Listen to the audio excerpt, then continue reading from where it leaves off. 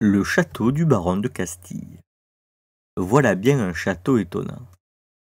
Il a été le château des cubistes, car des artistes appartenant à ce mouvement s'y réunissaient dans les années 50 chez M. Cooper, un critique d'art américain. Et c'est sans doute son allure étrange qui lui valut d'être visité par Picasso lui-même, mais aussi Braque, Léger et bien d'autres.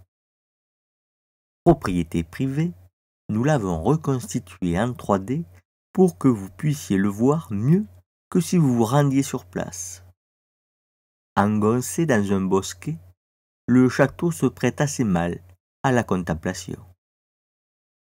Le nombre invraisemblable de colonnades saisit tout de suite le visiteur. Et pourtant, un grand nombre de ces colonnes a disparu.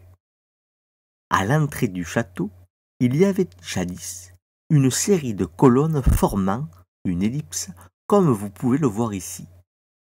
Bâti en lieu et place de la précédente demeure nobiliaire dans les années 1780, le château reprend le plan carré du château féodal du Louvre construit par Philippe Auguste. C'est un modèle qui traversa les âges. Mais ici, au XVIIIe siècle, le château est devenu un lieu de villégiature. Il n'a plus rien de guerrier. Ainsi, l'éclectisme et la fantaisie de Gabriel Joseph de Froment, issu d'une lignée anoblie au XVIIe siècle, s'exprima à plein. Le goût prononcé, et c'est peu dire, pour les colonnes reflète l'explosion du tourisme en cette fin du XVIIIe siècle dont la destination privilégiée était l'Italie et ses antiquités. Le château de Castille, c'est cela. Le modèle du château féodal revu pour la villégiature et pastichant les grands monuments de l'Antiquité romaine.